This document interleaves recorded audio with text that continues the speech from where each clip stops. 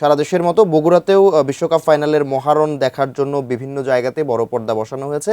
শহরের প্রাণকেন্দ্র সাতমাথা থেকে সরাসরি যুক্ত হচ্ছেন উত্তরাঞ্চলীয় ব্যুরো প্রধান চপল সাহা। চপল, কেমন দেখছেন আজকের আয়োজন বগুড়ায়?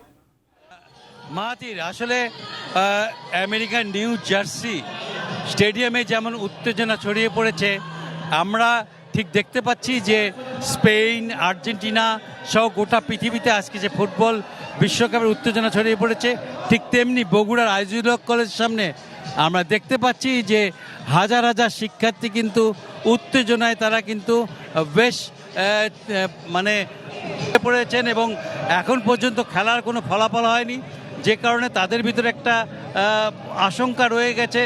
এখন দুই পক্ষের মধ্যে এখানে আমরা দেখতে পাচ্ছি যে আর্জেন্টিনার সমর্থক কয়েক হাজার আছে এখানে, আর এছাড়াও কিন্তু অনেক মানুষ এসেছেন যারা খেলা দেখছেন।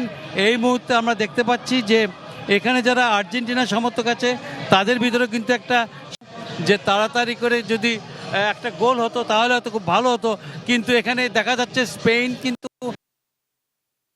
বেশ চাপিয়ে খেলেছে, ফলে তাদের মনে একটা শঙ্কা দাঁড়িয়েছে। এই মুহূর্তে আমরা আর্জেন্টিনার সমর্থক একজনের সাথে একটু কথা বলতে চাই। আসলে তিনি আমাদেরকে জানাবেন কেমনটা লাগছে এই মুহূর্তে। আপনার কেমন লাগছে? আমরা খুবই উত্তেজিত হয়ে আছি, জানি না কি হবে। আমরা লাস্ট অবধি চাই আর্জেন্টিনা জিতে আসুক, আর্জেন্টিনা বিশ্বকাপ পাক। আর হচ্ছে তারেক রহমানের পক্ষ থেকে, কলেজ ছাত্র দলের পক্ষ থেকে প্রত্যেকটা ম্যাচ দেখানো হয়েছে, তারা লাস্ট অবধি চেষ্টা চালিয়ে গেছে। আমরা ধন্যবাদ ছাত্র দলকে জানাই, তারেক রহমানকে ধন্যবাদ জানাই আমাদের এমন সুযোগ করে দেওয়ার জন্য। ধন্যবাদ। আইজিউল হক কলেজ ছাত্রী সবাই কিন্তু আজকে এখানে উপস্থিত হয়েছে, অনেক হাজার হাজার বলতে পারেন, কারণ এটা বিশাল একটি শিক্ষা প্রতিষ্ঠান যেখানে 40,000 শিক্ষার্থী।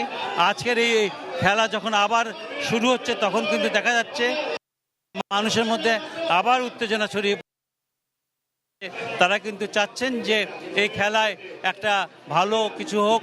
অন্তত তাদের তো আর্জেন্টিনার সমর্থক, তারা চাচ্ছেন যে আর্জেন্টিনা জিতে আসুক। তবে সময় গড়িয়ে গেলে বোঝা যাবে যে ফলাফলটা শেষ পর্যন্ত কি হবে, এবং সেক্ষেত্রে আমরা দেখতে পাচ্ছি যে এখানে যারা বসে আছেন তারা অপেক্ষা করছেন যে দ্বিতীয়ার্ধে আবার খেলা কেমন হয়।